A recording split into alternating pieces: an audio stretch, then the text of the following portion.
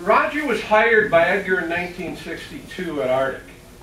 And I don't know if you know the story, and maybe Roger wants to tell it himself, but the gist of it is Edgar's putting a crate together and Roger comes in looking for a job. He's got his sport coat and tie and everything on, and Edgar's frustrated because the other workers aren't putting his crate together. So he's out there as president of the company doing it himself. The phone rings, he has to go answer the phone. He comes back, here's this guy that he'd never met before, took his jacket off, and he's standing there putting his crate together, nailing it together. Edgar looks at him and says, "What in the world do you want?" He says, "Well, I'm looking for a job." "Can you start tomorrow?" "No." "How about Monday?" Two-sentence interview and away we went. 52 years later, that's what we got. Now, like I say, 52 years. With no disrespect to Edgar, David, Allan, I'm not sure that there's any one single person that's maybe had more continuous influence in the industry than Roger. If you look back over 52 years, and it isn't just influence on Arctic, it's influence on everybody, because when you look at the lineup of old iron out here and you look at that Panther, you know, that really moved the industry by leaps and bounds. There was a lot of awards for it. It's recognized as one of the best sleds that really moved the industry, and that suspension in there was Roger's project. So that forced everybody to get better. Our Mustang sitting next to him with the bogey wheels wasn't quite good enough anymore, so it forced all the competitors to get better. Well, when they got better, some of them even were able to surpass Roger's ideas. So then it was back to the drawing board, and he'd find something better yet. And the circle continues. And you know what's neat about it? Is we as the customers benefit from it, whether we're on any of the brands, you know. And Edgar used to say, as long as you were on a Minnesota brand, and I guess there is only one brand that's not a Minnesota brand anymore, right?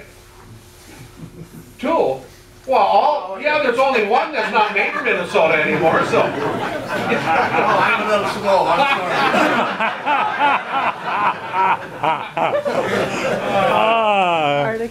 You know, over the years, it's been a lot of stuff. And I'm not sure if many of you know that Roger actually worked for Polaris.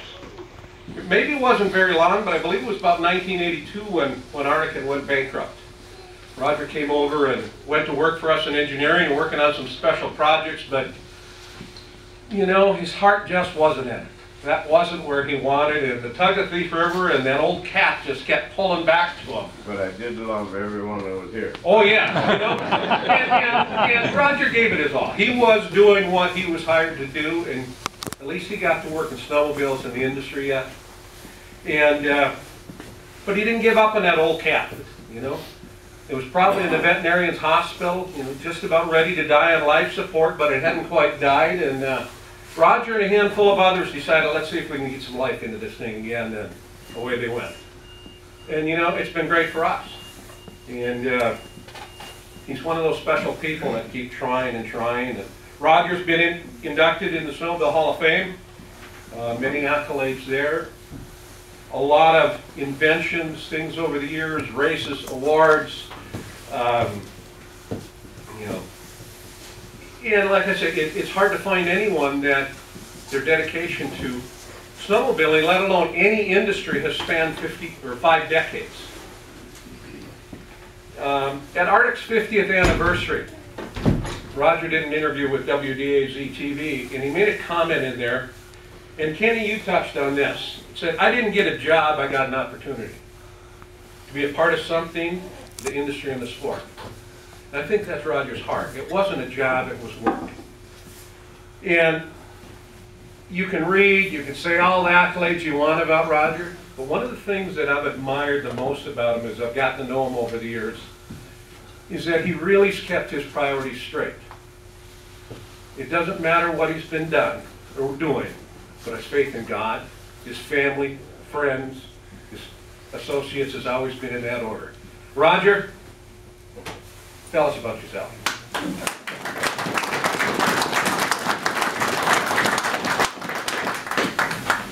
Thank you, Mike. You're too kind with your words. Yeah. I just want to thank you for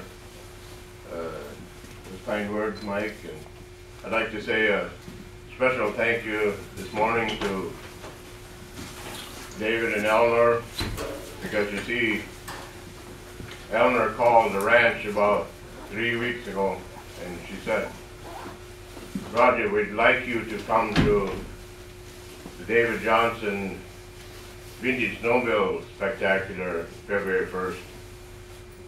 And I thought, well, that's great, I'd like to go there. But then she said, we'd like you to be the honored guest, and somehow or another that didn't connect in my head. And I'll have to tell you why it didn't connect, is that here is David Johnson's wife, David, the fellow who built the first Polaris snowmobile, having an event in Rosa, Minnesota, the home of Polaris Industries, and I'm saying to myself, Eleanor, you must have made a mistake. Why are you inviting a fellow from Thief River Falls who has worked on Arctic Cat snowmobiles for 50 years? Why are you inviting me as an honored guest? So I just didn't quite make that connection, but David and Eleanor, I just thank you today. That just tells me the kind of people you are. Appreciate you so much, and I appreciate you, and I love you so much. And I'm not an individual it's easy for me to get up and share and speak in front of a group of people, but today I just feel humbled and honored to be here. And so David, I thank you for inviting me. And I'd like to just say that thank you, Mike, for your kind words as well. You're so gracious. But when I look back at my life, I have just been, I feel so blessed to have had the opportunity to not have a job, but to have a life and a career in the snowmobile industry, and to do things that I like to do and enjoy to do still today, and get paid for it. So I'm really thankful for that opportunity. And that opportunity started way back, like Mike said, in 1962. And as I reflect on these 50-some years, I'd just like to take this moment to share with you the people that I want to say thanks to and that I'm grateful to for the life that I've been able to have in the snowmobile industry. And I'd like to just start with thanking, first of all, our Heavenly Father up above, who led me to Thief River Falls in 1962. You know, things just don't happen. You get led to places, and I want to thank him for leading me down to visit Edgar for a job in 1962. But most importantly, I want to thank him today for salvation. As much as we love this world, and as much as we love our snowmobiles, we're here for a short period of time, and we won't be riding snowmobiles more. Well, hey, maybe there will be. I don't know, but whatever. I'm thankful for salvation, and I'm also thankful today to him for keeping me intact behind handlebars for 50-some years. So. And there's other people I want to say thank you to today as well. And Mike mentioned Edgar. I bless his memories, but I'm so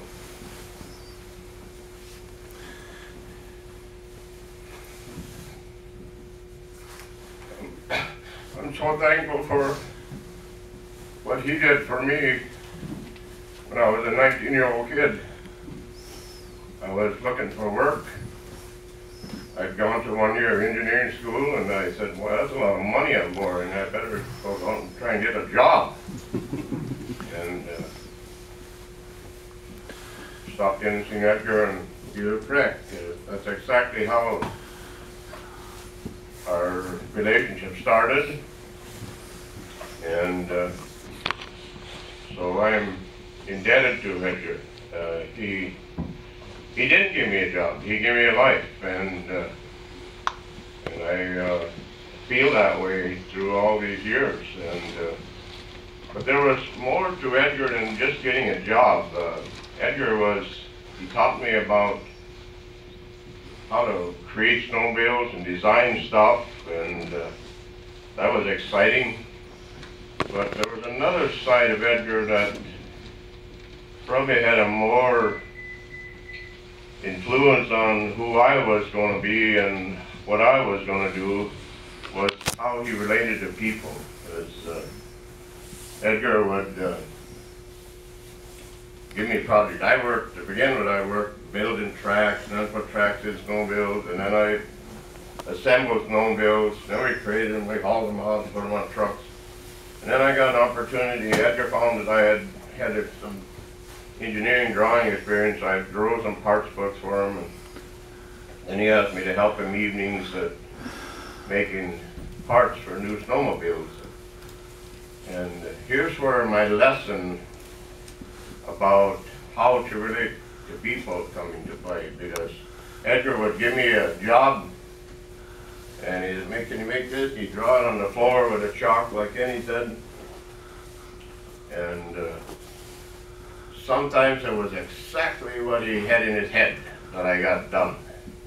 And I got a pat on the back, you know, and that was worth more than that $1 an hour I got working, you know. That pat on the back was worth way more. And, but more importantly, there was many times. It wasn't just once or twice. There was sometimes that I did not have the part created or the thing created that he had in his head, that he had drawn on the floor. And here's where I came to appreciate Edgar so much, is that he never said, Roger, you dumb little kid, why'd you do it that way? You know, he never said that. He would kind of put a smile on his face, and he'd look at me and he'd say, Roger, what do you think of this idea? And then I'd have to start all over again. So this is the lessons that I learned from Edgar. So as I think back of the 50 years I've spent in the industry and been blessed to be able to do the things I want to do, he's one of the key people that stands out, and I appreciate him so much. And of course I have to thank my precious wife for, by the way, I did find her in Thief River Falls too. I found a job in Thief River Falls. And I found her in Thief River Falls as well. And she used to, we was working in it was a seed plant. It was our first plant down by the dam, and Bernice was wave your hands if people know who Bernice is. Bernice used to be a nurse, and she would walk by the plant, you know, from the clinic. She worked at a clinic, and she'd walk across the dam because she lived on the other side of the river. And of course, seeing this beautiful little girl walking by with white dress on, the nursing clothes, I thought, I might get brave enough to whistle at her someday. She walked by and I whistled at her. And that whistle turned into, oh, maybe I could give her a ride home some night when she's walking. And so Bernice, I'm thankful and for you putting up with me for 50-some years. Now, by the way, we'll be 50 years pretty soon, isn't it? This summer. 50 years that she's allowed me to be gone late nights and to be gone weekends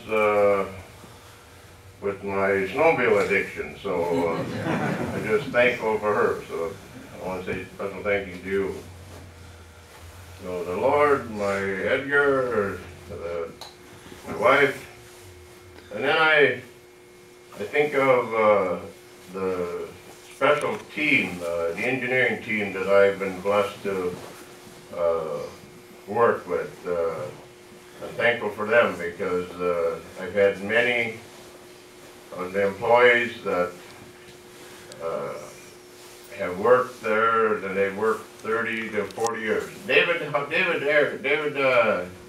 how many years did you work for Arctic? No, that's 40 years. David worked in our engineering department for 40 years, so I'm thankful for people like that.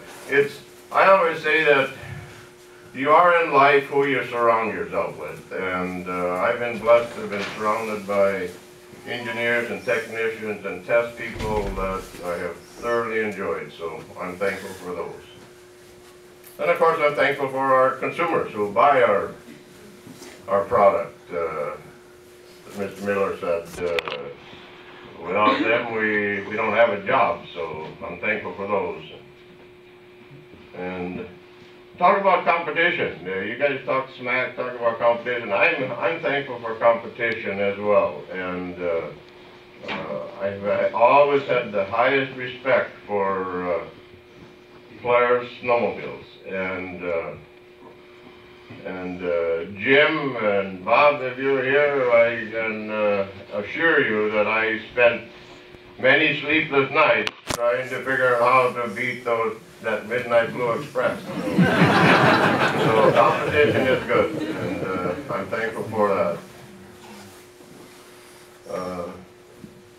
But today I would like to say that I'm thankful for one special person who's amongst us today, and I was trying to think as I was driving into town today what Roseau may be like, what Thief River may be like, what northwestern Minnesota, and maybe the world be like, had there not been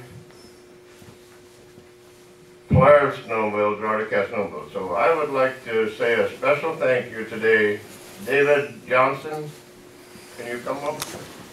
I would like to say a special thank you today to David for building.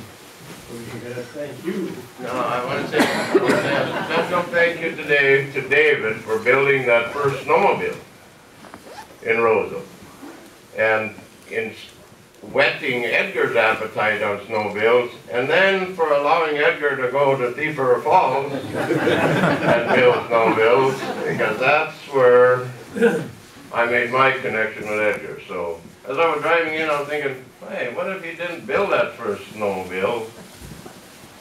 And Edgar didn't come to Thief River Falls, and I didn't run into him, so my life would probably be a different life. So I just want to say a special thank you, David, for what you've done for the industry. Thank you, Roger. Another thing I want to say thank you for all our employees throughout the years.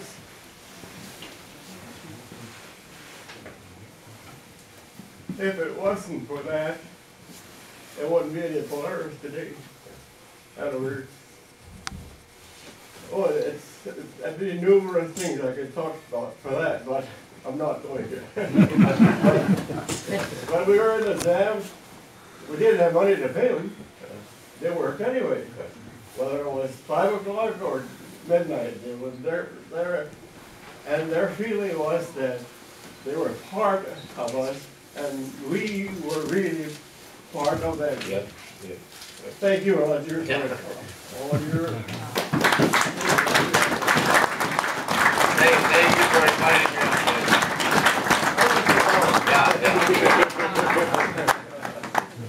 Okay, I guess I would be really remiss if I didn't feel and have a special thank you for David, because things may have been a lot different had you not built that first snowmobile. So, and then I'd like to just close in saying thank you for having me here today. Thank you for your group here, the event organizers, and your continued support of the industry and support of snowmobile. So, thank you.